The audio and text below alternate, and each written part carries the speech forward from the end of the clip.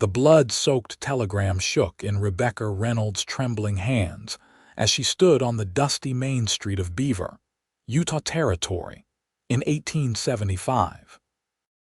The message confirmed her worst fears. Her father's cattle ranch, the only inheritance she had left, had been stolen through falsified documents while she'd been away in St. Louis. No one believed her claims that Marcus Holloway, the territory's wealthiest cattle baron, had orchestrated the theft. No one except the tall, enigmatic cowboy watching her from across the street. Rebecca folded the telegram carefully, tucking it into the pocket of her traveling skirt. 3 weeks ago, she'd been preparing to return to Utah after receiving news of her father's passing. What should have been a sorrowful but straightforward homecoming had twisted into something far darker. "Miss, you look like you could use a hand," came a deep voice from behind her. Rebecca turned to find herself staring up at a man whose features seemed carved from the harsh landscape itself, weathered but handsome, with eyes the color of a summer sky. The silver star pinned to his leather vest caught the afternoon sun. "Deputy," she began cautiously. "Blake Westwood, madam, deputy of Beaver County." He tipped his hat. "Couldn't help but notice you seemed troubled." Rebecca glanced around nervously. Main Street bustled with afternoon activity, merchants closing shops, cowboys heading toward the saloons, ladies hurrying to finish errands before supper. Nobody seemed to be watching them, but Rebecca had learned the hard way that Holloway had eyes everywhere. "I appreciate your concern, Deputy Westwood, but I've already spoken with Sheriff Morris. He made his position quite clear." The deputy frowned. "That being, that a woman traveling alone must be confused about property law, that perhaps my grief is clouding my judgment. That Marcus Holloway is a respected businessman whose word carries far more weight than mine." Rebecca couldn't keep the bitterness from her voice. Blake Westwood's expression remained unreadable, but something flickered behind his eyes. "Miss Reynolds, isn't it? Henry Reynolds' daughter." She nodded, surprised. "I knew your father.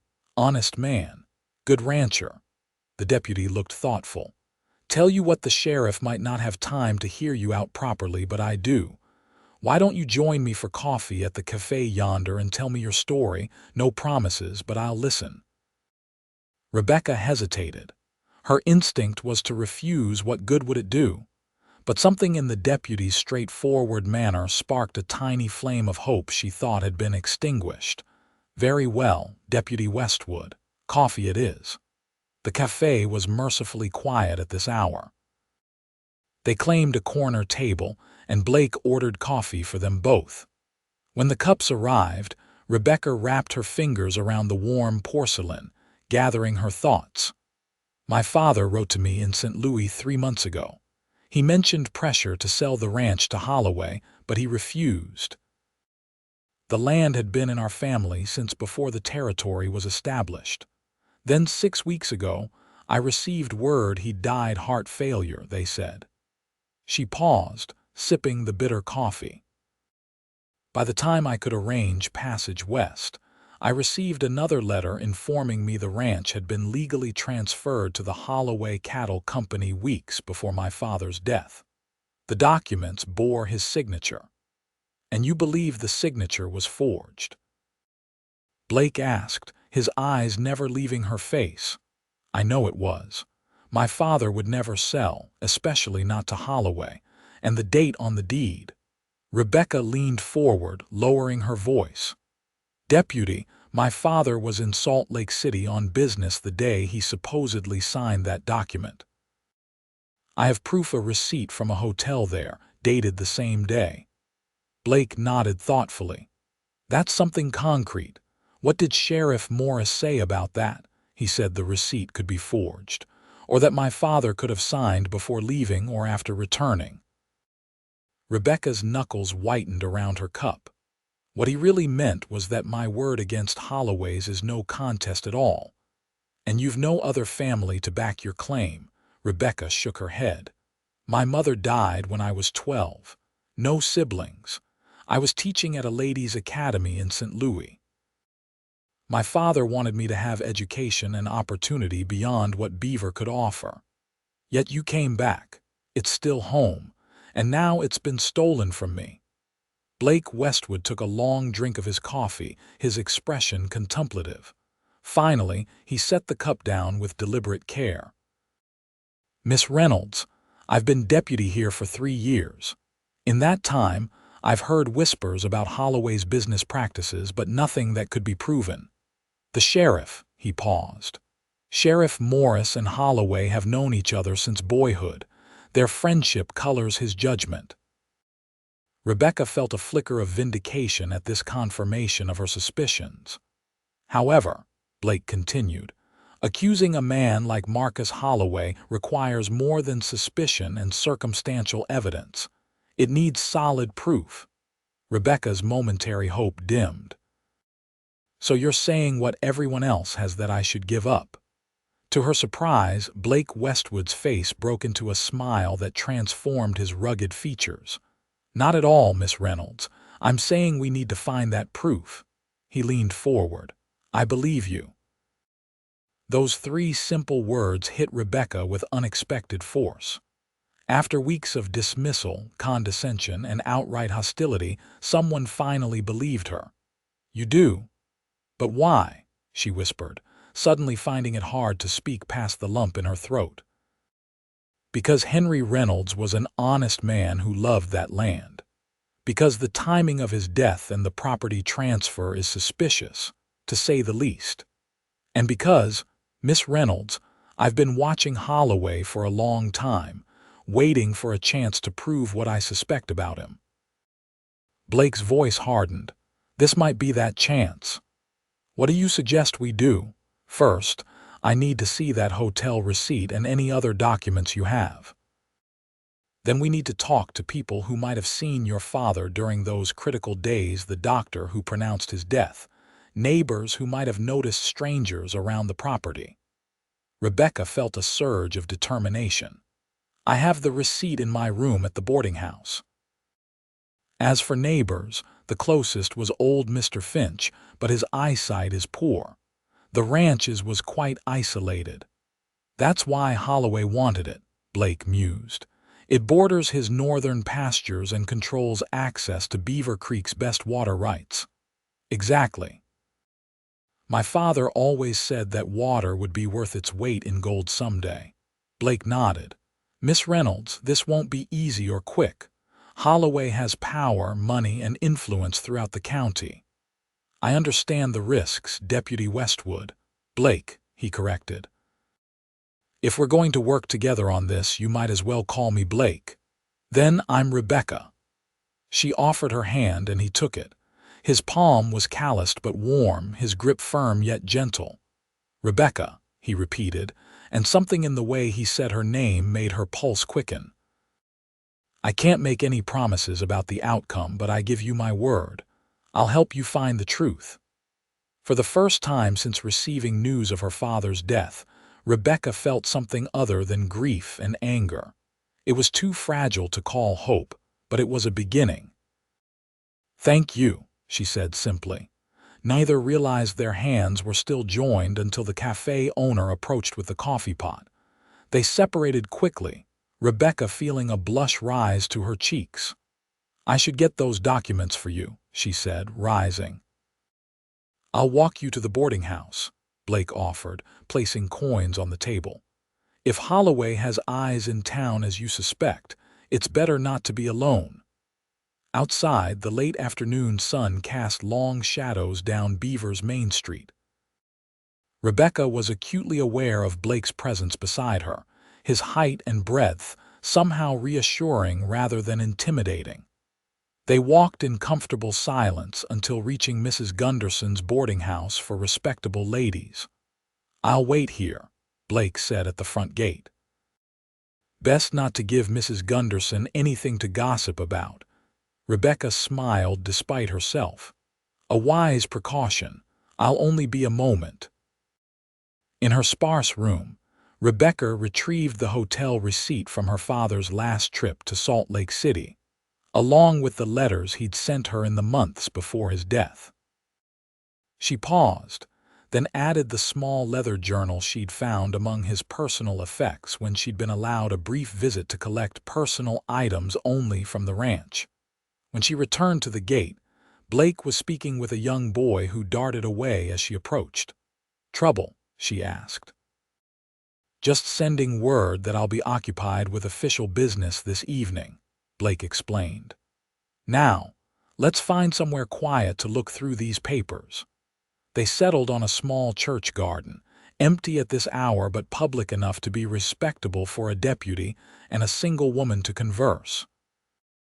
As the setting sun painted the sky in fiery hues, Rebecca watched Blake methodically review each document, his expression growing increasingly thoughtful. "Your father was clearly concerned about Holloway's interest in the property," he noted, referencing the letters. "And he specifically writes here that he would sooner see the ranch burn than fall into Marcus's hands. That's strong sentiment." "They had history," Rebecca explained. "Years ago, before I left for school, Holloway tried to court me. He was already twice widowed and 20 years my senior. My father intervened when Holloway became insistent." Blake's jaw tightened. "I see. I always suspected the interest in our land became more pressing after that rejection, though my father never confirmed it." Blake turned to the journal, carefully examining the entries from the months before Henry Reynolds' death. "Your father meticulously documented every interaction with Holloway and his men," he said with growing excitement. "He mentions encounters, threats, even suspected sabotage of fences and a poisoned watering hole." He was building a case, Rebecca realized, but against whom specifically? Holloway is careful to keep his hands clean. That's what we need to discover. Blake closed the journal. "These final entries mention a man named Curtis Benton, Holloway's new foreman. Your father seemed particularly suspicious of him." Rebecca frowned. "I don't recall the name. He came to town about a year ago. Rumor has it he's done enforcement work for cattle interests in Wyoming. The kind that doesn't involve much legal paperwork." Blake's expression was grim. If Holloway wanted something unsavory done, Benton would be his man. The church bell tolled the evening hour, startling them both. "It's getting late," Blake said, returning the documents to Rebecca. "Tomorrow I'll make some inquiries about Benton's whereabouts around the time of your father's death. Meanwhile, keep these safe." "What should I do?" Rebecca asked, unwilling to be sidelined. Blake considered her question. "Do you still have friends in town, anyone you trust completely?" "Clara Wilson, now Clara Patterson. We grew up together. Her husband owns the Mercantile." "Perfect. Visit her tomorrow. Casually ask if she remembers anything unusual around the time of your father's death. People talk to shopkeepers, especially the wives." Rebecca nodded, tucking the precious documents into her bag. "I can do that." Blake escorted her back to the boarding house, their steps slowing as they approached. "Rebecca," he said quietly, "be careful. If Holloway suspects were investigating, he won't hesitate to act. Don't go anywhere alone if you can help it, especially not out to the ranch." "I understand," she replied, touched by his concern. "Thank you again, Blake, for believing me when no one else would." "Sometimes," he said with a smile that softened his weathered features, "a person just needs one ally to find their way to the truth." As Rebecca watched him walk away into the gathering dusk, she wondered if perhaps she'd found more than just an ally. Morning arrived with a clarity that seemed to mirror Rebecca's renewed sense of purpose. At breakfast in the boarding house dining room, she carefully avoided questions from the other ladies about her meeting with the deputy. Mrs. Gunderson, a widow with eagle eyes and a sharper tongue, seemed particularly interested. "Official business, was it?" she inquired, refilling Rebecca's coffee cup with deliberate slowness. "Yes, madam," Rebecca replied evenly. "Deputy Westwood is helping me sort through some matters related to my father's estate." Mrs. Gunderson hummed skeptically. "The deputy's a fine man. Unmarried, you know. One of the few eligible men in Beaver with both principles and prospects." Rebecca felt her cheeks warm. "I'm sure that's of interest to many ladies, but my concerns are strictly related to my father's property." Mrs. Gunderson's knowing smile suggested she believed otherwise, but thankfully, she moved on to interrogate another boarder about a package that had arrived. After breakfast, Rebecca made her way to Patterson's Mercantile on Main Street. The familiar bell above the door jingled as she entered, bringing a rush of childhood memories. Clara Patterson looked up from arranging fabric bolts and squealed in delight. "Rebecca Reynolds. I heard you were back in town, but I'd begun to think you were avoiding your old friends." Clara rushed around the counter to embrace her. Rebecca returned the hug warmly. Despite 5 years of separation, Clara's friendly face was wonderfully familiar, the same heart-shaped face and dimpled smile, though now framed by a more matronly hairstyle. "I've been preoccupied," Rebecca admitted, "but I should have come sooner."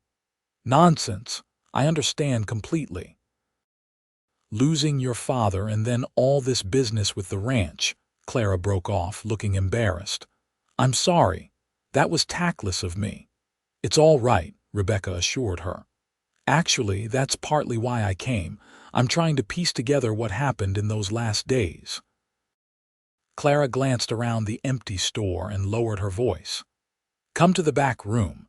Thomas is making deliveries this morning, so we can talk privately." The storeroom was cramped but neat, with a small table where the Pattersons presumably took their meals. Clara poured tea from a pot kept warm on a small stove and gestured for Rebecca to sit. "I'm so sorry about your father," Clara began. "It was shocking, he always seemed so robust."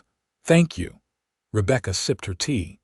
"Clara, did you see my father in the days before he died?" Clara nodded. "He came into the store 3 days before it happened. Bought supplies for a month as usual, seemed in good spirits." She hesitated. "Though he did have words with Curtis Benton right outside the store." Rebecca's pulse quickened. "What sort of words?" "I couldn't hear exactly." "Your father looked angry, and Benton had that nasty smile he always wears. Thomas went to the door, worried there might be trouble, but they separated. Thomas said your father told him to watch himself around Holloway's attack dog." "Did anything else unusual happen around that time?" "Any strangers in town?" Clara thought carefully. "There was a man, a doctor, I think. Not Dr. Miller, but someone from up north. Stayed at the hotel for 2 nights. Left the morning they found your father." "A visiting doctor, present just when her father supposedly died of natural causes." Rebecca tried to keep her expression neutral. "Did you get his name?" "No, but Mrs. Ellis at the hotel might remember. She keeps meticulous guest records." Rebecca nodded, filing away this information. "What about after my father died? Did Holloway or his men come into town more frequently?" "Thomas noticed several of Holloway's men celebrating at the saloon the night after the funeral. Seemed inappropriate, he said." Clara leaned forward. "Rebecca, what's going on? People are saying you're making trouble challenging the property transfer." "I am," Rebecca admitted. "Because it's fraudulent, Clara. My father would never sell to Holloway, and I can prove he wasn't even in Beaver the day he supposedly signed the deed." Clara's eyes widened. "That's a serious accusation. Marcus Holloway is a powerful man, I know, but I have help now." Rebecca hesitated, then decided to trust her old friend. "Deputy Westwood believes me." Understanding dawned on Clara's face. "Ah, the deputy. I've seen how he looks at lawbreakers like a hawk watching field mice. If he's on your side, Holloway might have reason to worry." The bell jingled from the front store and Clara rose. "That'll be Mrs. Whitman for her weekly order. Let me help her, then we can continue." Left alone, Rebecca pondered this new information. A visiting doctor, Holloway's men celebrating, and the confrontation between her father and Benton pieces of a puzzle were emerging, but the complete picture remained elusive. Clara returned a few minutes later, looking troubled. "Mrs. Whitman just mentioned something odd. She lives near your father's property line, and she says she's seen men surveying the land already. Holloway's not wasting any time. He's afraid I might succeed in challenging the deed," Rebecca realized. "He wants to establish his claim as quickly as possible. Be careful, Rebecca. People who cross Marcus Holloway tend to regret it. I don't have much choice. That land is my home and my livelihood." Rebecca finished her tea and stood. "Thank you, Clara. This has been helpful. Will you come for supper soon? Thomas would love to see you, and we have a little one now, Samuel, nearly 2 years old." Rebecca smiled genuinely. "I'd like that very much." Outside the Mercantile, Rebecca squinted in the bright sunlight, considering her next move. The hotel was just down the street, and Mrs. Ellis might provide more information about the mysterious doctor. She was so focused on her thoughts that she didn't notice the man approaching until he spoke. "Miss Reynolds, what a pleasant surprise." The voice sent an unpleasant chill down her spine. Marcus Holloway stood before her, impeccably dressed in a tailored suit that emphasized his still impressive physique, despite his 50 years. His silver-streaked dark hair and meticulously groomed beard gave him a distinguished appearance that belied the coldness in his eyes. "Mr. Holloway," she acknowledged stiffly, "I have nothing to say to you. Come now, Rebecca, we're practically neighbors. Or rather, I'm now the proud owner of what was once your father's modest operation." His smile didn't reach his eyes. "I was sorry to hear about your dissatisfaction with the arrangement." "Arrangement? You mean theft through forgery," Rebecca countered, glancing around. The street was busy with midday traffic. Whatever Holloway might say, he wouldn't risk a scene. His smile hardened. "Careful, my dear. Such accusations without proof could be considered slander. I have the deed, properly signed and witnessed." "A deed my father couldn't possibly have signed on that date. We both know that, Mr. Holloway." Something dangerous flashed in his eyes. "What I know is that a young woman, alone in the world, might be better served accepting a generous settlement rather than pursuing baseless claims. I'd still be willing to offer you a sum for your cooperation. I'm not interested in your money." Holloway stepped closer, his voice dropping. "Then perhaps you'd be interested in your continued well-being. Beaver can be a dangerous place for a woman without protection." Before Rebecca could respond, a deep voice interrupted. "Is there a problem here?" Blake Westwood materialized beside her, his presence solid and reassuring. The silver deputy's star on his chest caught the sunlight, Holloway's expression smoothed into practiced cordiality. "Deputy Westwood, no problem at all. Just welcoming Miss Reynolds back to Beaver and expressing my condolences on her loss." "How thoughtful," Blake replied, his tone neutral but his eyes watchful. "Miss Reynolds, I believe we had an appointment to discuss those documents." Rebecca gratefully took the lifeline. "Yes, Deputy, I was just on my way." "Holloway," Blake nodded curtly to the older man, "Deputy." Holloway's smile remained fixed, but his eyes had turned calculating as they flicked between Rebecca and Blake. "Miss Reynolds, do consider my offer. It won't remain open indefinitely." He tipped his hat and continued down the street, stopping to exchange pleasantries with the mayor outside the bank. "Are you all right?" Blake asked once Holloway was out of earshot.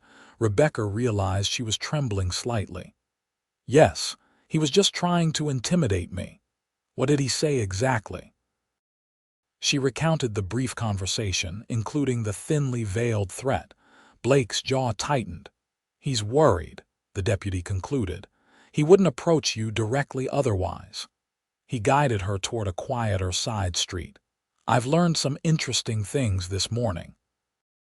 "So have I," Rebecca replied, and shared what Clara had told her about the strange doctor and the confrontation between her father and Benton. Blake nodded, his expression serious. "That fits with what I've discovered. I spoke with Dr. Miller, who was supposedly called to your father's ranch by a ranch hand who found him collapsed. Dr. Miller admitted he only examined your father briefly before signing the death certificate. The cause of death, heart failure, was suggested by a visiting physician who happened to be present. The same Dr. Clara mentioned, almost certainly. Dr. Miller described him as an older gentleman from Salt Lake City, but couldn't recall his name, said the man offered professional courtesy in a difficult situation. That's suspicious in itself, Rebecca noted. And I've never heard of any ranch hand on my father's property. He managed alone since I left for school, hiring seasonal help only during roundup and branding. Exactly. No one can identify this mysterious ranch hand who supposedly found your father. Blake lowered his voice further. I also learned that Curtis Benton was seen riding in the direction of your father's ranch the evening before his body was discovered. A cold knot formed in Rebecca's stomach. You think Benton killed my father? I think it's a distinct possibility, but proving it is another matter entirely. They'd reached the sheriff's office, a sturdy building with barred windows and a small jail attached to the back. Blake hesitated at the door. Sheriff Morris is inside. He should hear what we've learned, Blake said, though his tone suggested he didn't expect a favorable reception. Will he listen? Probably not, but we need to do this properly. Besides, I want him to know I'm officially investigating. It might make Holloway think twice about any further threats. Inside, Sheriff Arthur Morris sat behind a desk cluttered with papers, a half-eaten lunch, and a neglected stack of wanted posters. He was a heavy-set man with a florid complexion that spoke of too many evenings at the saloon. He looked up with irritation when they entered. "Westwood, where have you been? Perkins was by looking for you earlier." His gaze shifted to Rebecca and his expression soured further. "Miss Reynolds." "Sheriff," she acknowledged coolly. Blake stood straight, his demeanor professional. "Sheriff Morris, I'm officially opening an investigation into the circumstances surrounding Henry Reynolds' death and the subsequent transfer of his property." The sheriff's bushy eyebrows shot up. "On whose authority?" "Mine, as deputy with investigative responsibilities." "We have reasonable cause to suspect foul play." Morris's face darkened. "This again? I thought I made myself clear, Miss Reynolds. The matter is settled. Your father signed the deed, witnessed by Judge Pemberton himself."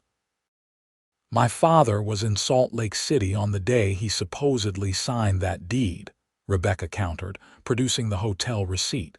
"This proves it." The sheriff barely glanced at the document. "That proves nothing except that someone stayed at a hotel.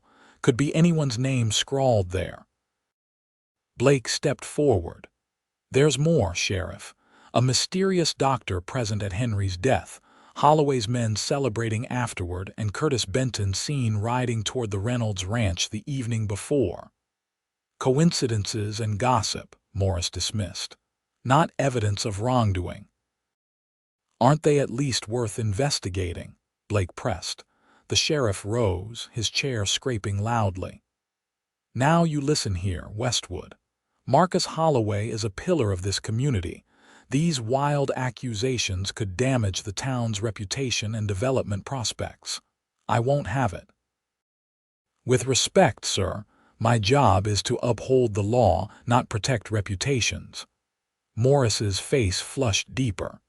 "Your job is to do as I instruct, and I'm instructing you to drop this nonsense." Miss Reynolds is understandably distraught over her father's passing, but that doesn't justify dragging a good man's name through the mud. Rebecca had heard enough. A good man? Holloway threatened me on Main Street not 30 minutes ago. He what? Blake turned to her, alarm evident in his expression. Nonsense, Morris sputtered.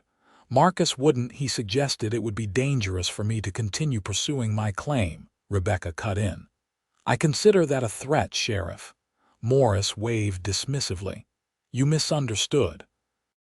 Marcus has always had a special regard for you. Everyone knows that.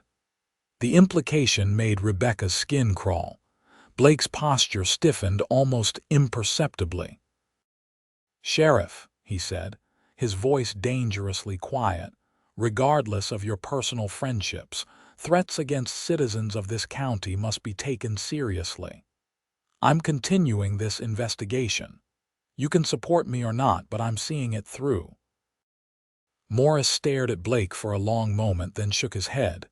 You're making a grave mistake, Deputy, one that could cost you your badge.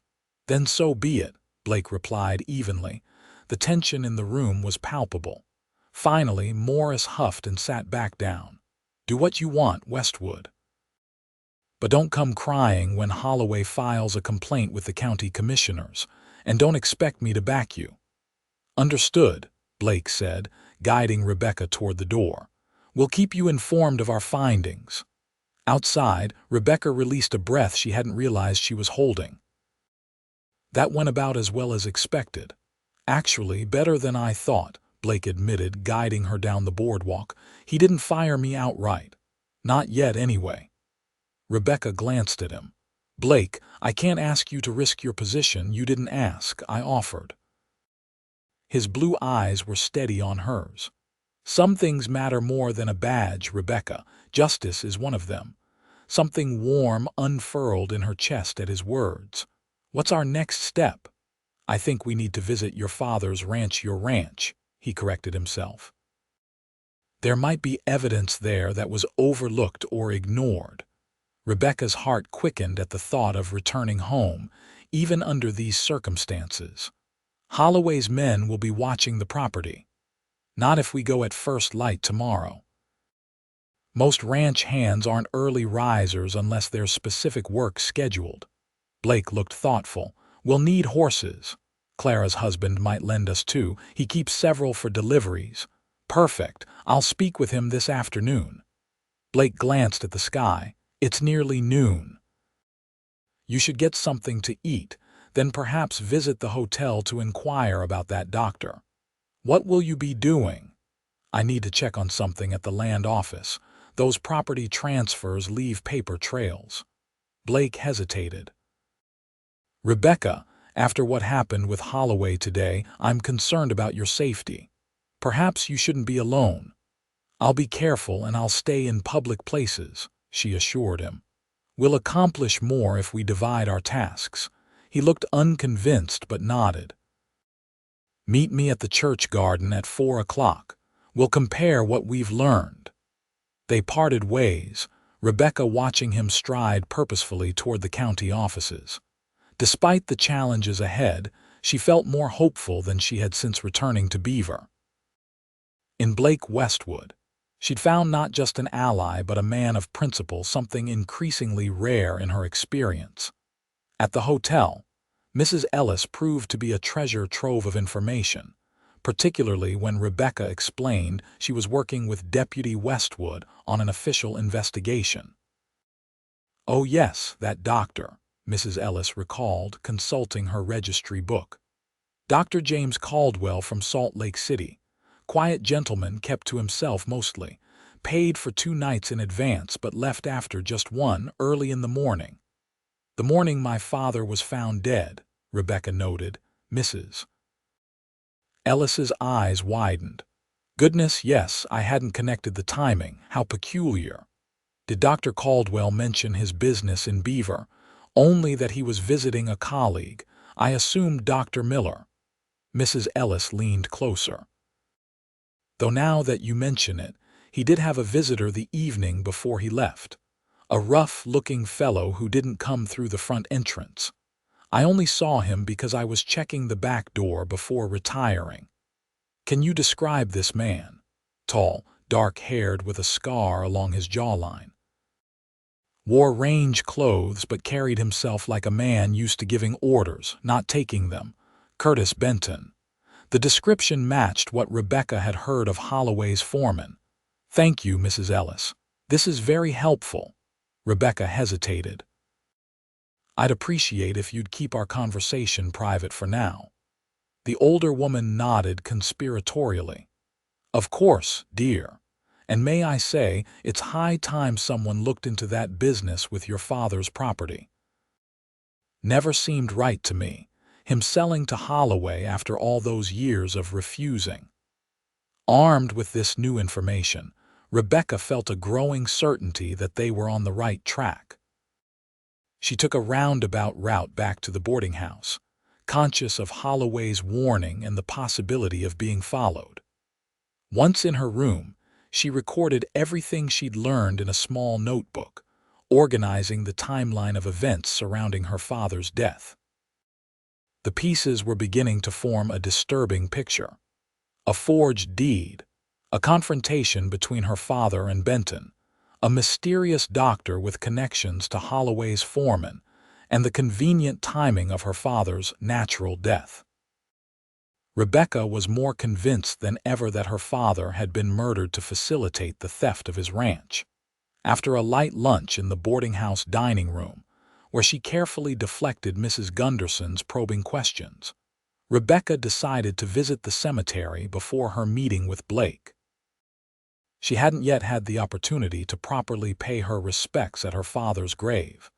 The Beaver Cemetery lay on a gentle slope east of town, shaded by cottonwood trees that whispered in the afternoon breeze.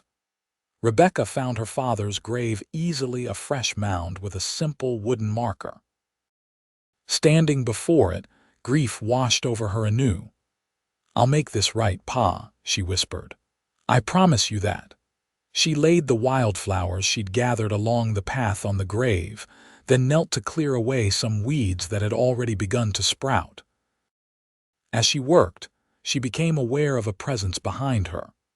Turning quickly, she found herself face to face with Curtis Benton. He was exactly as described, tall and dark-haired, with a jagged scar running along his right jawline.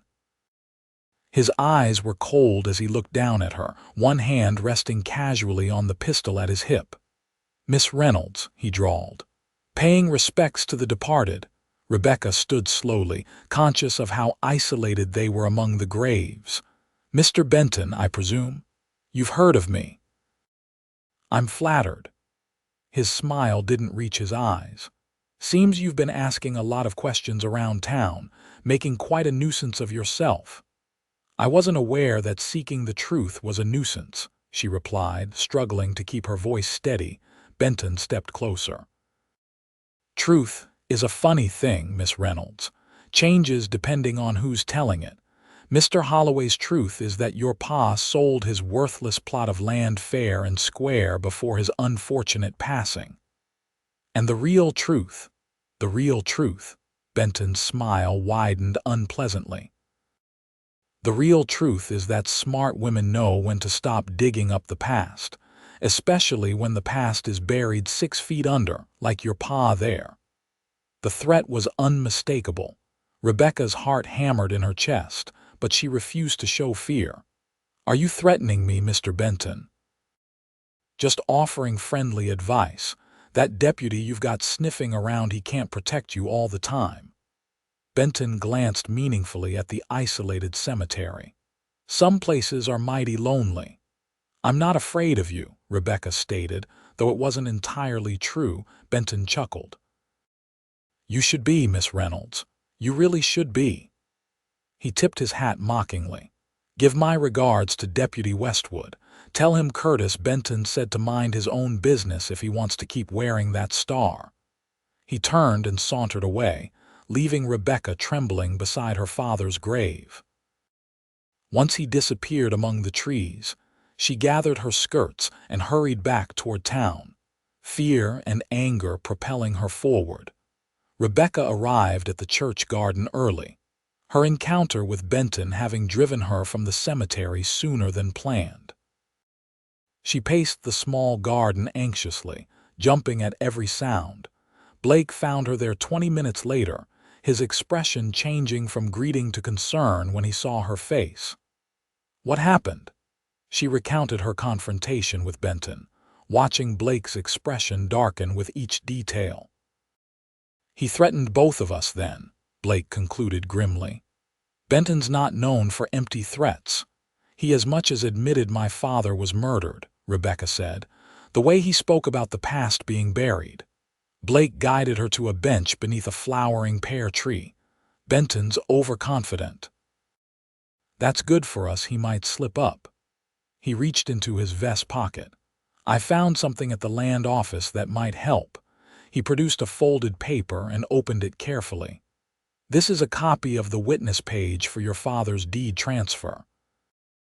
Judge Pemberton witnessed it, along with the county clerk and a third man, Dr. James Caldwell. Rebecca's eyes widened. The doctor from the hotel. So he was involved in the forgery as well as covering up my father's murder. It appears so. And here's what's interesting, I checked records in Salt Lake City last month on an unrelated matter. There is no Dr. James Caldwell registered to practice medicine there. A fake doctor, Rebecca breathed. That explains why he left town so quickly after my father died. Blake nodded. I believe Holloway brought him in specifically for this purpose, to forge documents, provide a false witness, and certify a natural death. We need to find him, Rebecca said. I've already sent telegrams to contacts in Salt Lake City and Ogden. If this doctor has worked similar schemes before, someone might recognize the description. Blake covered her hand with his. Rebecca, with Benton making explicit threats, I don't think you should stay at the boarding house tonight. It's too exposed, and Mrs. Gunderson is too free with information about her boarders. Where should I go? Clara Patterson might take you in, but that could put her family at risk. Blake looked troubled. The safest place would be the jail cell, ironically, but Sheriff Morris would never allow it. I won't cower in a cell while Holloway and Benton roam free, Rebecca insisted. Blake's eyes softened. I know. I have another suggestion. My cabin is just outside town, simple but secure. I could stay in town tonight to keep an eye on Holloway and Benton while you'd be safely away from their reach. The impropriety of staying unchaperoned in a bachelor's home wasn't lost on Rebecca, but her safety outweighed social conventions. I think that would be wise, under the circumstances. Relief crossed Blake's features. Good. We should leave separately to avoid drawing attention. I'll take you there before sunset, then return to town to continue our investigation. As they finalized their plans, Rebecca found herself studying Blake's face, the determined set of his jaw, the intelligence in his blue eyes, the way his expression softened when he looked at her. In the midst of danger and uncertainty, she was discovering feelings she'd never expected to find in Beaver, Utah territory. The sun was low on the horizon when Blake's cabin came into view. Nestled among pine trees on a small rise overlooking Beaver Creek, the sturdy log structure was larger and more well-maintained than Rebecca had expected. It's beautiful, she remarked as they approached on horseback. It was my father's, Blake explained. He was one of the original settlers here. Built it with his own hands after the Army discharged him in '53. I've added to it over the years. A small corral and barn stood behind the cabin, and a vegetable garden flourished along one side. Everything spoke of care and attention to detail, like the man himself, Rebecca thought. Inside, the cabin was simple but comfortable. A stone fireplace dominated one wall, with a solid wooden table and chairs nearby. Bookshelves lined another wall, filled with volumes that surprised Rebecca with their variety: history, law, even poetry. "You read Wordsworth?" she asked, noticing a well-worn volume. Blake looked almost embarrassed. "My mother was a schoolteacher before she married my father. She brought her books west and made sure I appreciated them." "A deputy who quotes poetry. You're full of surprises, Blake Westwood." He smiled, revealing a dimple in his right cheek that transformed his serious face. "There's more to most people than first appears, Miss Reynolds." He showed her the cabin's layout: a main room with the fireplace and cooking area, a small bedroom he insisted she take, and a lean-to addition where he normally slept. The cabin had luxuries Rebecca hadn't expected, including a pump bringing creek water directly to the kitchen area. "I'll bring in more firewood and start a fire before I leave," Blake said. "Nights get cool even in summer. There's food in the pantry, nothing fancy, but you won't go hungry. Keep the doors bolted and—" He hesitated, then opened a cabinet and removed a shotgun. "Do you know how to use this?" Rebecca took the weapon with familiar hands. "My father taught me. I haven't forgotten." Blake nodded approvingly. "I didn't think you had. Keep it close tonight, just in case. I don't expect trouble. Few people know about this place, but best to be prepared." As he prepared to leave, Rebecca felt a sudden reluctance to see him go. "Blake," she said impulsively, "please be careful. Benton and Holloway are dangerous men." He turned at the door, his expression softening. "I'm always careful, Rebecca." He hesitated, then added, "But it's nice to have someone worry about me for a change." After he left, Rebecca bolted the door as instructed and took stock of her temporary refuge. The cabin revealed much about its owner: the books showing his intellect, the craftsmanship of the furniture speaking to his skill with his hands, the carefully tended garden suggesting patience and care. Everything neat, orderly, and thoughtful, like the man himself. She prepared a simple supper from the provisions Blake had indicated, surprised at how well stocked his pantry was.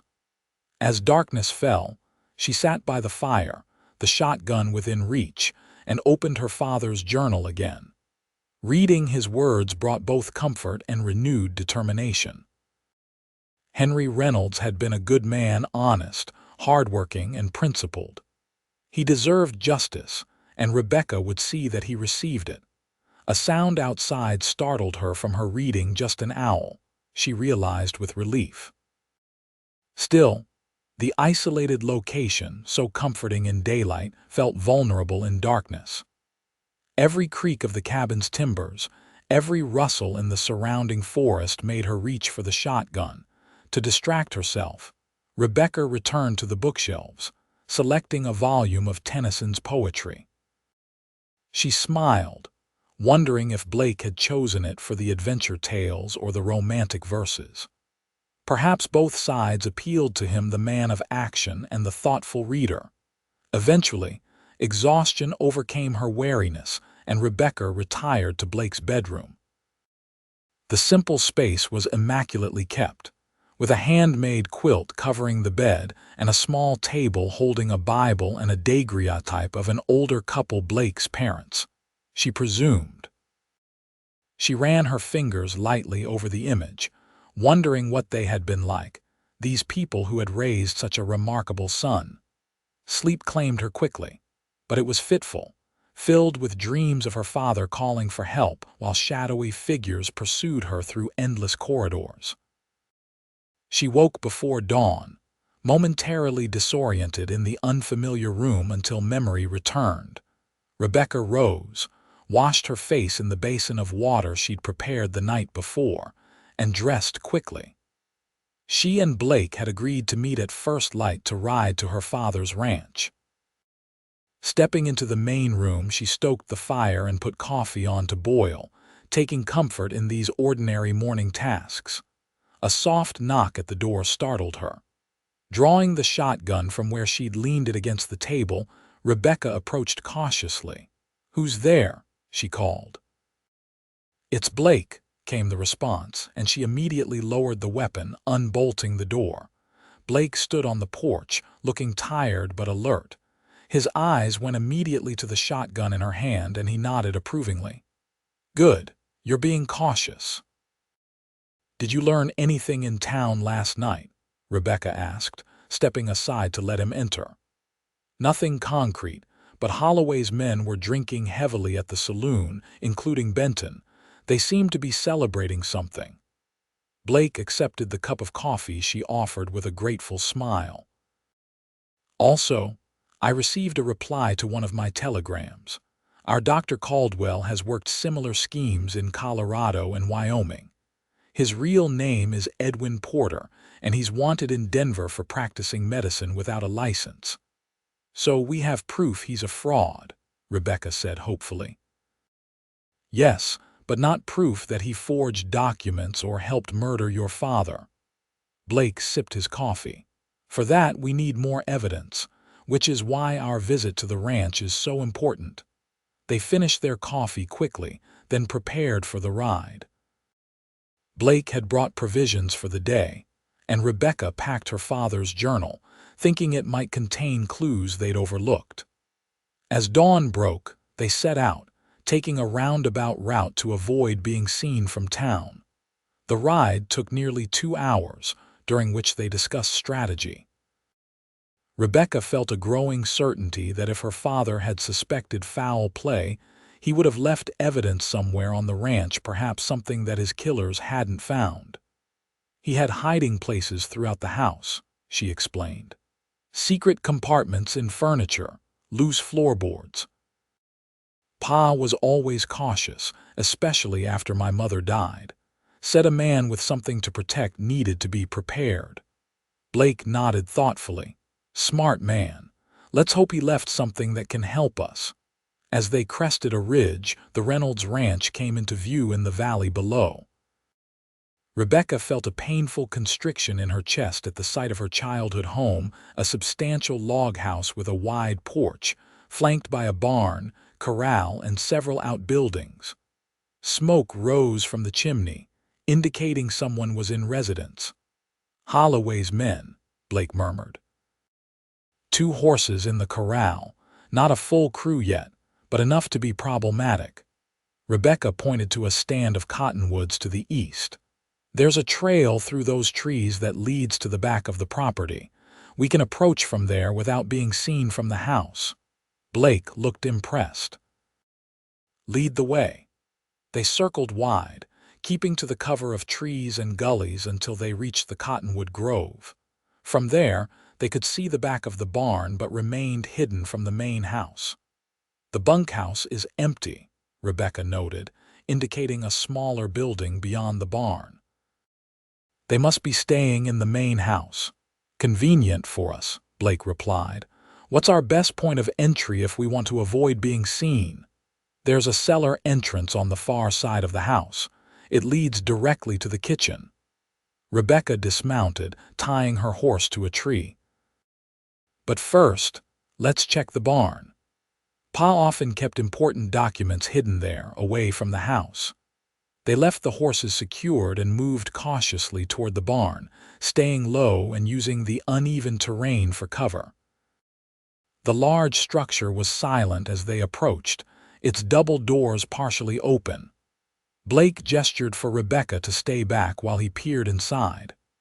"Empty," he whispered, and they slipped in, closing the doors behind them. The familiar scents of hay, leather, and horses enveloped Rebecca, bringing a wave of memories. Everything looked much as it had when she left for St. Louis. Her father had been meticulous about his equipment and tools, each with its proper place. "What are we looking for specifically?" Blake asked, keeping his voice low. "There's a loose board in the tackroom wall. Pa kept a strongbox behind it." Rebecca led the way to a small room at the rear of the barn. Inside, saddles were arranged on racks with bridles and other tack hanging neatly from pegs. Rebecca went directly to the back wall and pressed on a board that appeared no different from the others. It gave slightly, and she worked her fingers around the edge to pull it free. Behind it was a small cavity and the metal strongbox exactly where she remembered it. Heart pounding with excitement, she pulled it out and set it on a nearby bench. "It's locked," Blake observed. "The key should be." Rebecca felt along the top of the window frame above the bench. "Here." She retrieved a small iron key that had been hidden in a notch. The lock turned smoothly, and Rebecca lifted the lid. Inside were several documents, deeds, bank records, her mother's marriage certificate, and a sealed envelope addressed in her father's handwriting. "To be opened in the event of my unnatural death." Rebecca's hands trembled as she broke the seal.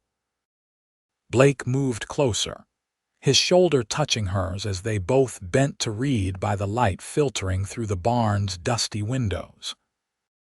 The letter inside was dated just 2 weeks before Henry Reynolds died.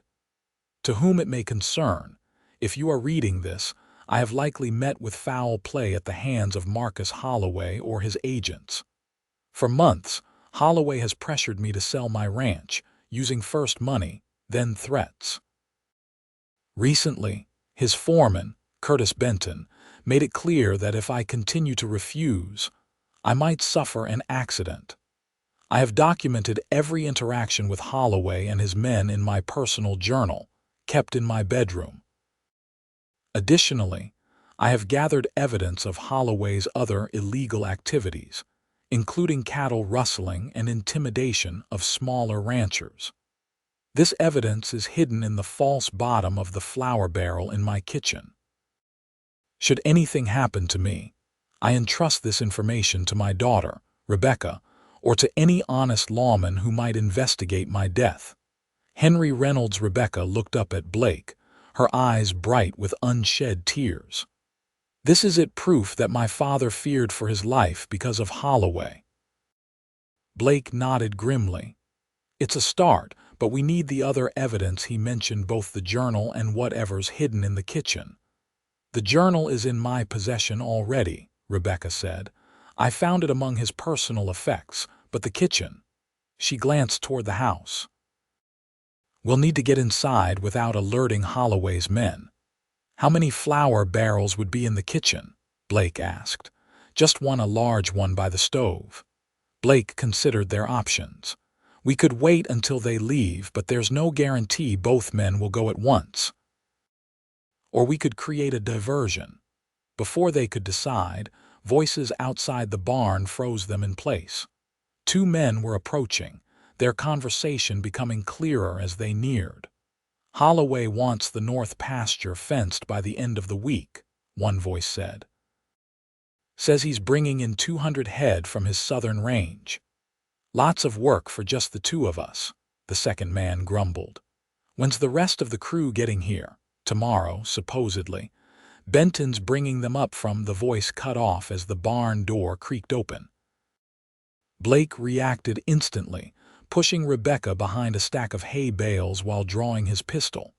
They crouched, barely breathing, as footsteps entered the barn. "Grab those fence posts and the hammer," the first voice instructed. "I'll get the wire from the back." The footsteps came closer to their hiding place. Rebecca's heart hammered so loudly she was certain it would give them away. Blake's arm around her shoulders kept her still. One of the men entered the tack room, moving directly to a shelf where tools were stored. Through a small gap between hay bales, Rebecca could see a young cowboy, perhaps 20, reaching for a hammer. For one terrifying moment she thought he would turn and see them, but he grabbed the tool and left, whistling tunelessly. They waited, tense and silent, until both men had gathered their supplies and exited the barn. Even then, Blake held Rebecca in place for several long minutes, ensuring the men had truly gone. "That was close," he whispered finally, releasing her. "They'll be working on the north pasture, which gives us an opportunity. But we need to move quickly." Rebecca returned the strongbox to its hiding place, keeping only her father's letter, and replaced the loose board. They slipped out of the barn, staying low and watching the two cowboys walk toward the northern edge of the property, tools in hand. "Now's our chance," Blake said. "Show me the cellar entrance." They circled behind the house, keeping close to an irrigation ditch that provided cover. The cellar doors were partially hidden by overgrown shrubs clearly. Holloway's men hadn't been using this entrance. Rebecca pulled the doors open, wincing at the slight creak of hinges that needed oil. The cellar was cool and dark, smelling of earth and preserved foods. Rebecca led the way up the narrow stairs to the kitchen door, pausing to listen before slowly opening it. The kitchen was empty, sunlight streaming through windows onto the familiar wooden table where she'd taken countless meals with her father. Everything looked unchanged, except for the dirty dishes piled in the sink. Her father would never have left such a mess. Blake followed her inside, closing the door quietly behind them. "Where's the flour barrel?" Rebecca pointed to a large wooden barrel beside the cast iron stove. Blake moved to it, removing the lid carefully to avoid making noise. Inside was half a barrel of flour. "How do we access the false bottom without making a mess?" Blake whispered. Rebecca considered the problem, then went to a cupboard and retrieved a large bowl. "We'll need to remove some flour first." They worked quickly, transferring flour to the bowl until Blake could reach the bottom of the barrel. He ran his fingers around the edge, finding a small indentation. Pressing it, he was rewarded with a click as the false bottom released. Beneath it was a packet of papers wrapped in oilskin to protect them from moisture. Blake extracted it carefully, brushing flour from the wrapping before opening it. Inside were several documents, receipts, letters, and most significantly, a detailed ledger that appeared to track cattle numbers and brands. Rebecca examined it, her eyes widening. "This shows Holloway was rustling cattle from ranches across the county, including ours." Pa recorded dates, numbers of cattle missing, and even witnessed accounts from cowboys who'd seen Holloway's men changing brands. Blake nodded. "And here's correspondence between your father and the territorial marshal about his suspicions. He was building a case against Holloway for multiple crimes.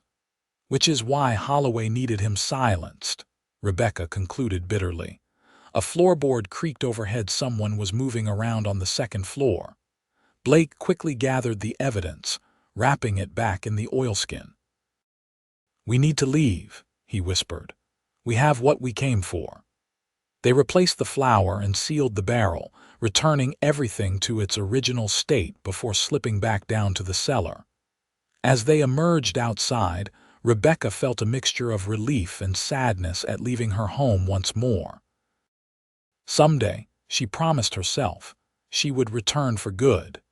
They retrieved their horses and rode away as they had come, using the cottonwood grove for cover. Once safely away from the ranch, they stopped to examine their findings more thoroughly. "This is more than enough to justify arresting Holloway and Benton," Blake said, reviewing the documents. "Even Sheriff Morris can't ignore evidence this substantial." "You really believe he'll act on it?" Rebecca asked skeptically. Blake's expression was grim. "He may not have a choice. If he refuses, I'll take it directly to the territorial judge in Cedar City.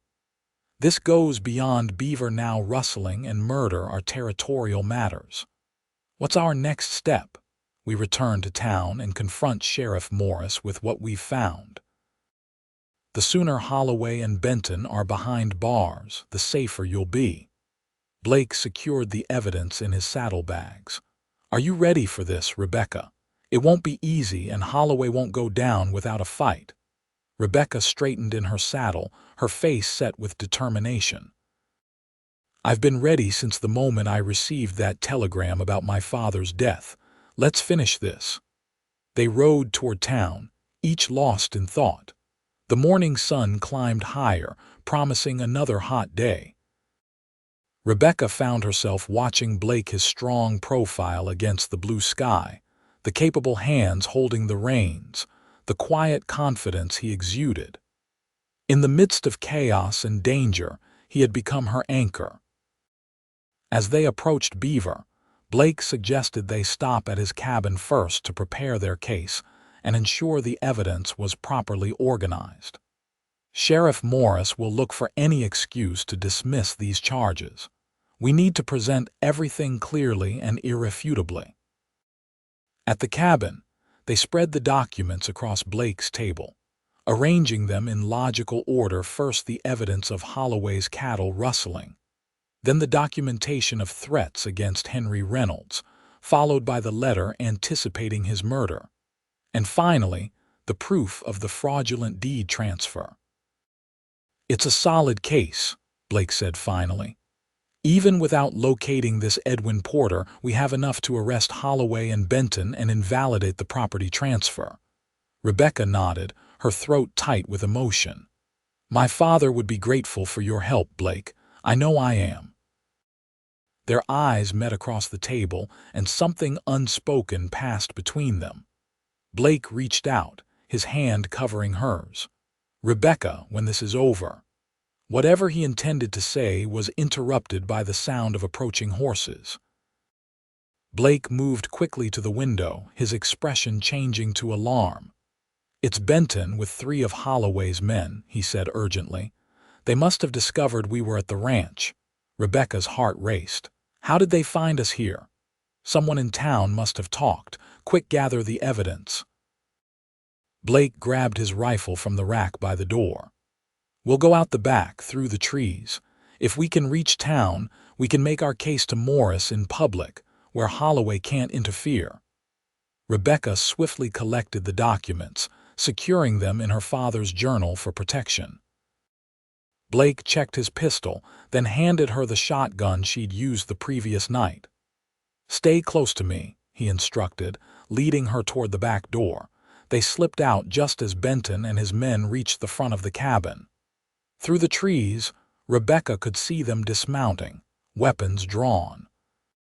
"Check inside," Benton ordered. "They can't be far." Blake guided Rebecca into the dense pine forest behind the cabin, moving quietly but quickly downhill toward the creek. "If we follow the creek south, it will lead us toward town," he whispered. "The brush will provide cover." They hurried through the forest, the sound of men crashing through the underbrush behind them spurring them on. Rebecca's skirts caught on branches, slowing her progress, but she pushed forward, clutching the precious evidence to her chest.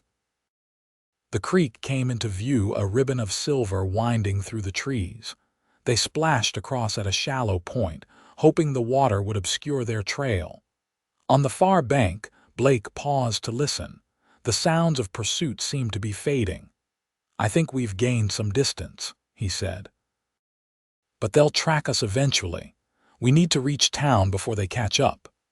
They continued south, staying near the creek but on drier ground where they could move more quickly. Rebecca's breathing was labored, her city life in St. Louis having done little to prepare her for this kind of exertion. Blake noticed her struggle and slowed his pace slightly. "Are you all right?" he asked, concern evident in his eyes. "I'll manage," she assured him, though her side ached with every breath. "How much farther?" "About 2 miles. There's a road ahead that will make travel easier, but it also leaves us more exposed." Before Rebecca could respond, the crack of a rifle split the air. A bullet splintered the trunk of a tree inches from Blake's head. "Down!" he shouted, pulling Rebecca behind a fallen log as a second shot whistled overhead. "They've found us," Rebecca gasped, clutching the shotgun. Blake peered cautiously over the log. "One of them must have circled ahead. He's on the ridge to our left." The shooter fired again, the bullet embedding itself in the log, protecting them. Blake raised his rifle and returned fire, forcing their attacker to duck behind a boulder. "We're pinned down," Blake muttered, "and the others will be catching up soon." Rebecca assessed their situation. The creek lay to their right, the ridge with the shooter to their left, dense forest behind them, and more open ground ahead. If we stay in the creek bed, could we move forward without being seen? Blake nodded approvingly. Good thinking. The bank might provide enough cover if we stay low. Another shot rang out, this one from behind them. They're closing in, Blake said grimly. We need to move now. They scrambled down the bank into the creek, the cold water soaking Rebecca's skirts.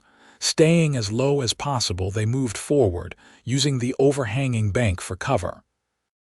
The water was only knee-deep but swift enough to make walking difficult. Rebecca slipped on a mossy stone, nearly falling before Blake caught her arm. Almost to the bend, he encouraged. Once we're around it, the shooter on the ridge won't have a clear sight line. They reached the curve in the creek, and Blake helped Rebecca up the bank on the far side, where trees provided additional cover. They could hear Benton shouting orders to his men, their voices still some distance behind but approaching.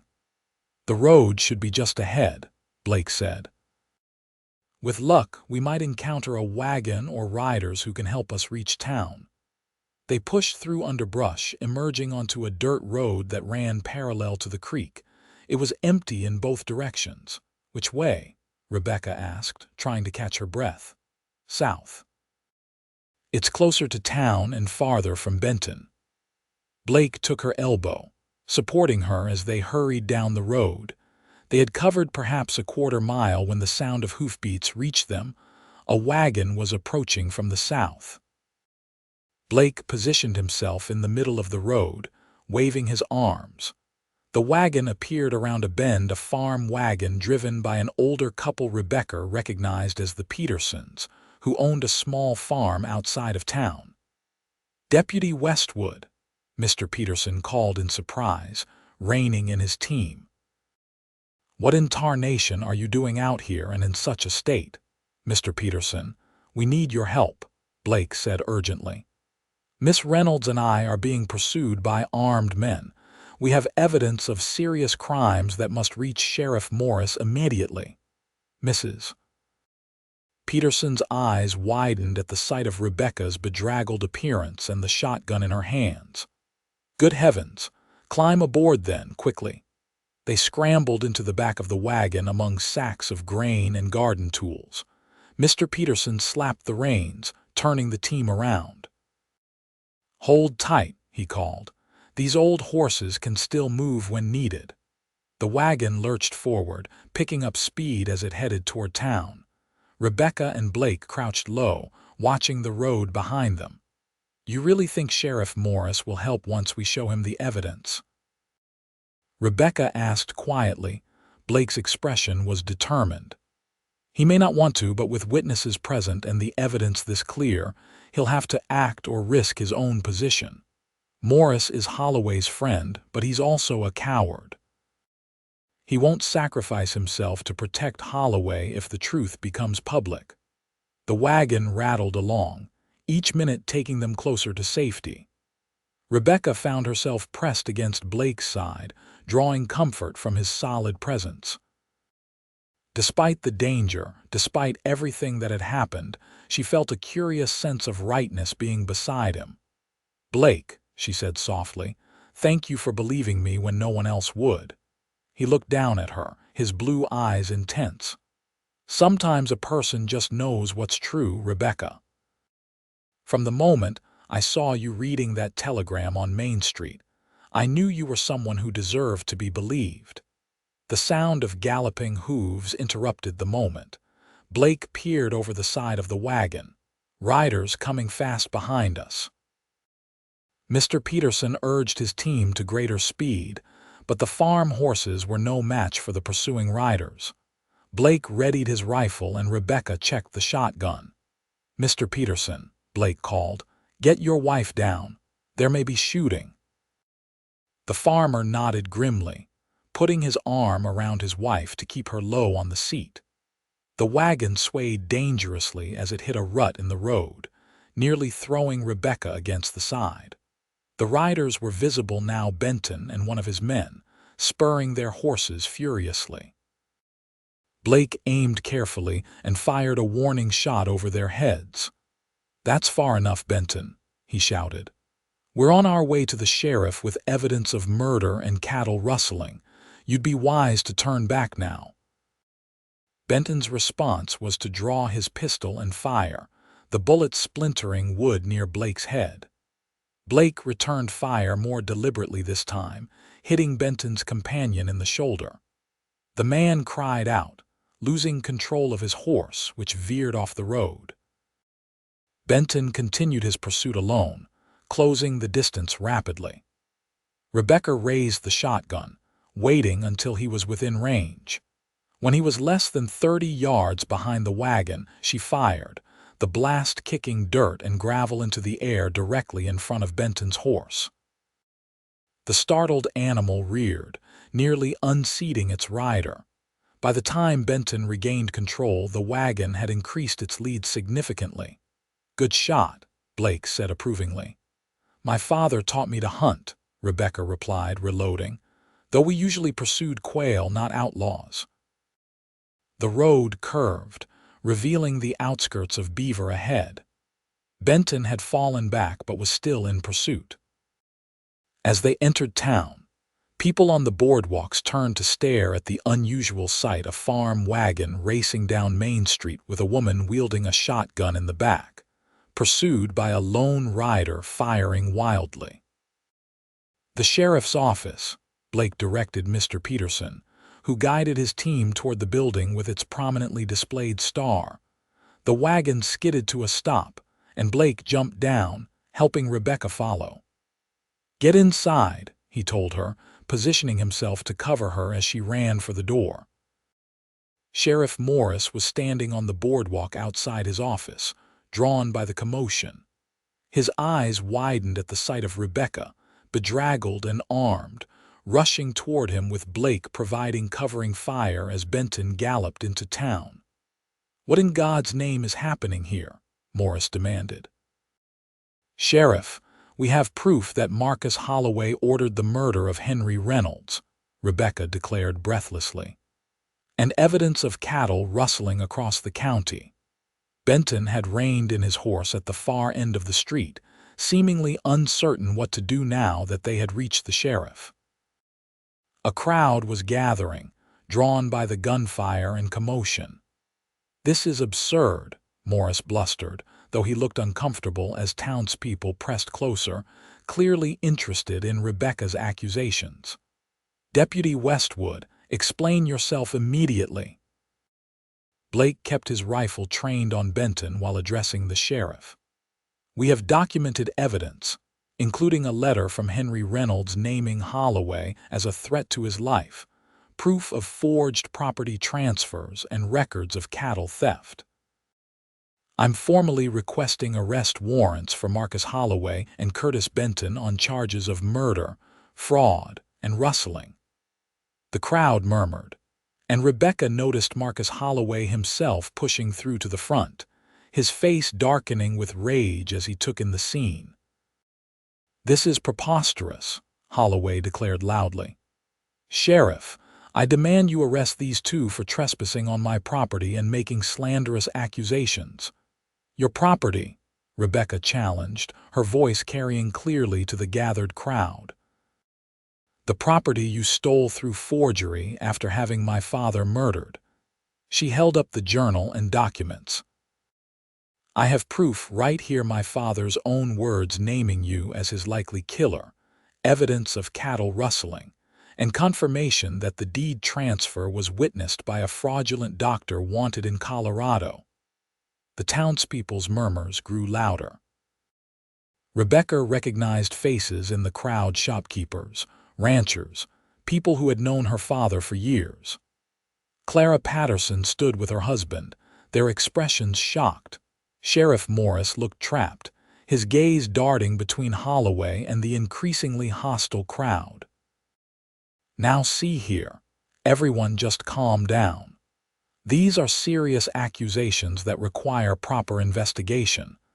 There's been no proper investigation because you refuse to consider the possibility that your friend Holloway could be a murderer," Blake cut in sharply.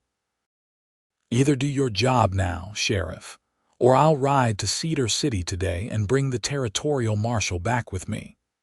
Morris paled at the threat. The territorial marshal was known for his uncompromising approach to law enforcement and his particular dislike for corrupt local officials.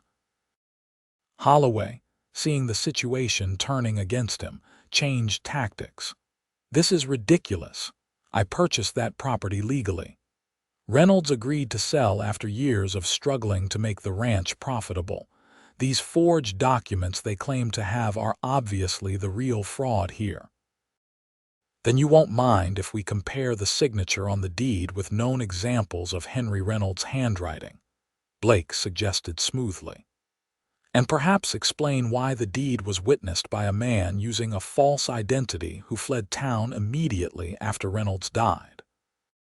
Benton, who had remained mounted at a distance, suddenly spurred his horse forward. "Boss, we need to go. Now." His urgent tone caught everyone's attention.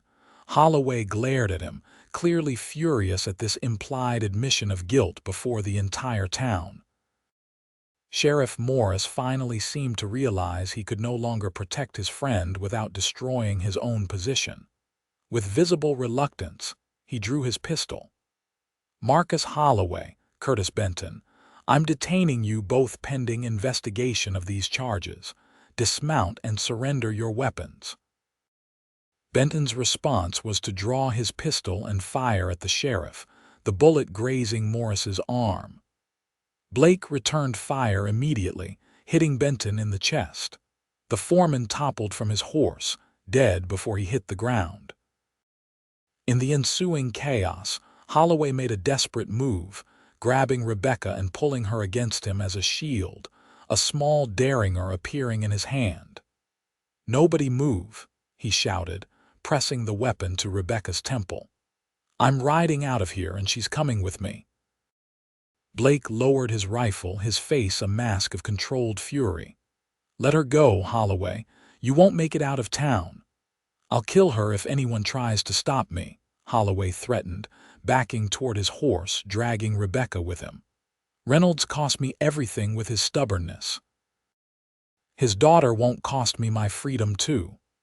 Rebecca met Blake's eyes, seeing the anguish and determination there. Subtly, she shifted her weight, preparing for what she needed to do. "You murdered my father," she said clearly, wanting everyone to hear. "You stole our ranch, falsified documents, and thought no one would challenge you because of your power in this town." "Shut up," Holloway hissed, tightening his grip.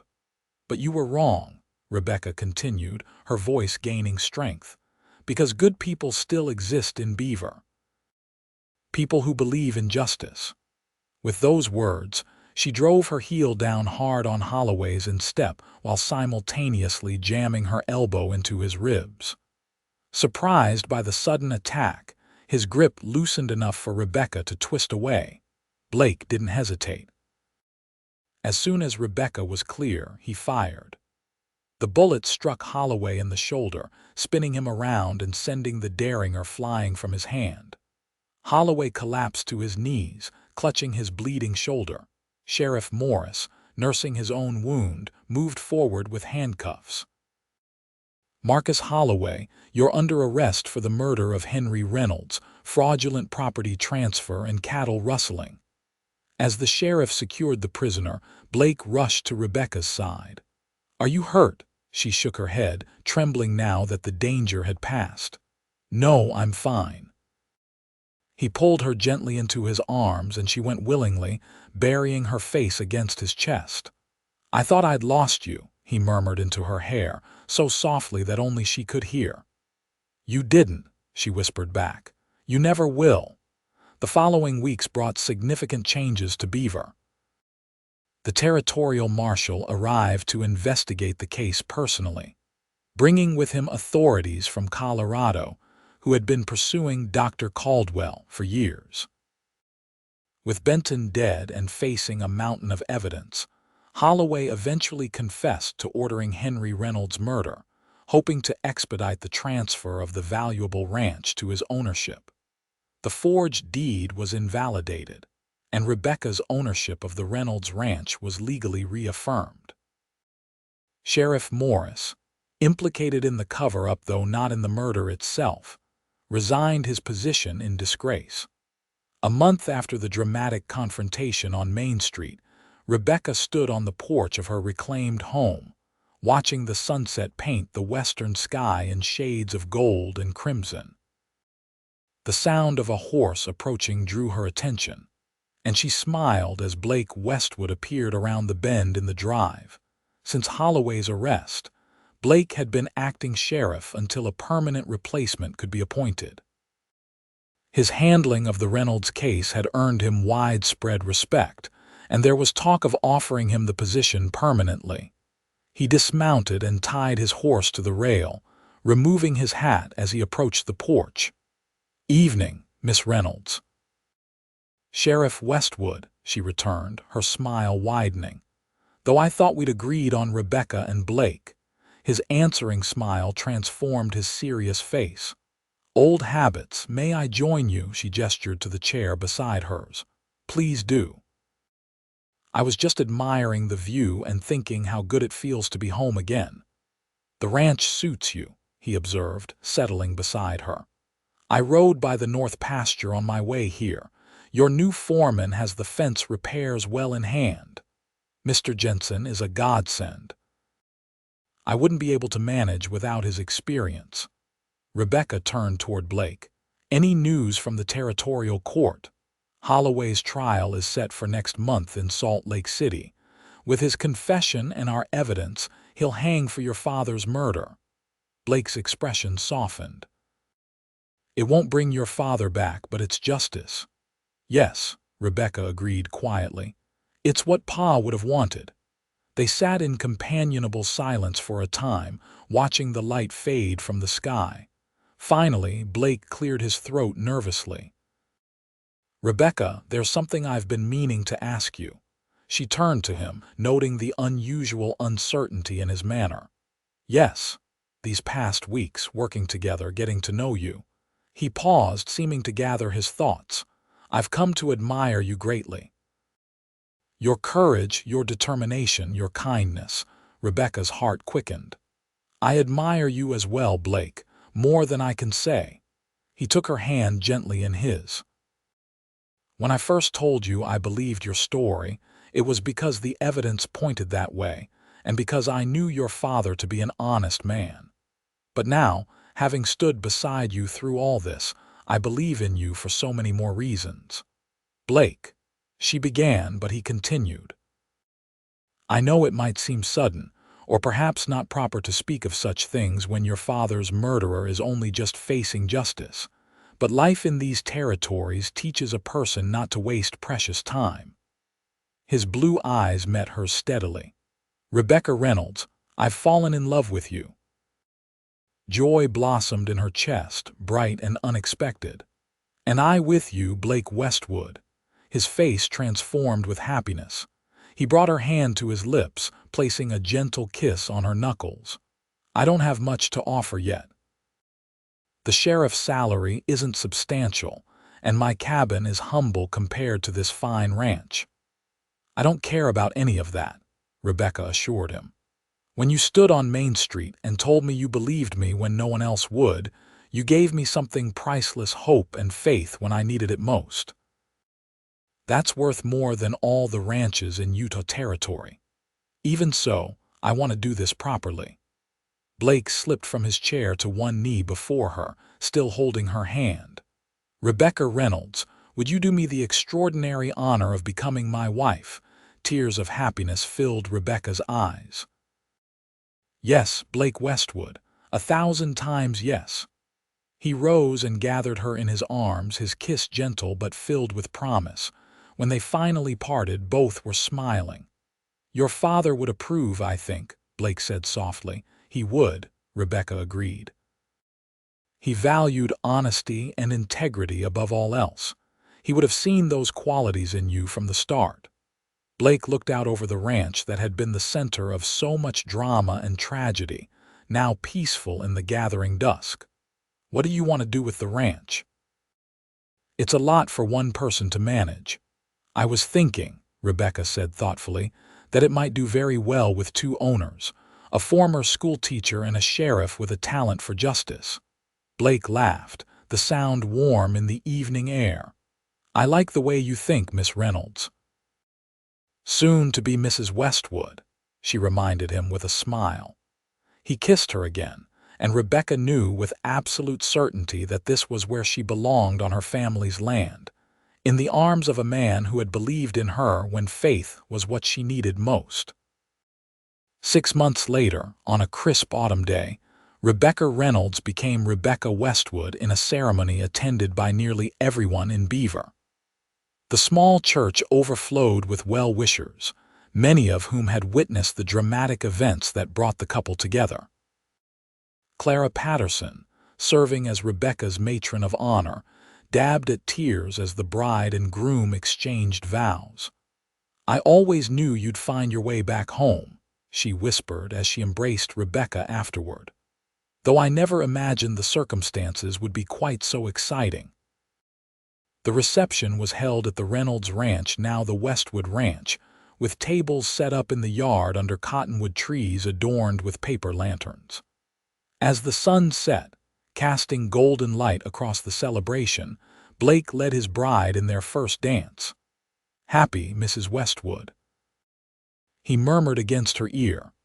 "More than I ever thought possible," she replied truthfully. "When I returned to Beaver, I expected only to reclaim my father's property. Instead, I found justice, purpose, and a love I never imagined." Blake's eyes softened. "When a good woman stands up for truth, and a man puts his faith in her story, remarkable things can happen." Rebecca laughed softly. "Is that poetry, Sheriff Westwood?" "Just the truth as I see it," he replied, spinning her gently under the lantern light. "And I intend to keep believing in you every day for the rest of our lives." As they danced beneath the stars, Rebecca reflected on how a terrible loss had ultimately led to this moment of profound joy. Her father was gone, but his legacy lived on in the land they now shared, and the justice they had secured together. In a territory where a woman's word often counted for little, Blake Westwood had looked into her eyes and said, "I believe you." That simple act of faith had changed everything. Together, they would build a life on this land, a life founded on truth, justice, and a love born in the most unexpected of circumstances. 2 years later, as spring returned to Beaver, Rebecca sat on the porch of their home, watching Blake show their 6-month-old son, Henry, the first wildflowers of the season. The baby's delighted laughter carried on the breeze, bringing a smile to Rebecca's face. Blake glanced up, catching her eye across the yard. The love in his expression was as clear and true as it had been the day he first told her he believed her story. With their son in his arms, he walked back to the porch, taking a seat beside her. "What are you thinking about so seriously?" he asked, settling Henry on his knee. Rebecca took her son's small hand, marveling as always at the perfect tiny fingers. "I was thinking about how differently things might have turned out if you hadn't believed me that day on Main Street." Blake nodded thoughtfully. "One moment of faith changed everything." "For both of us," she agreed, leaning over to kiss him softly.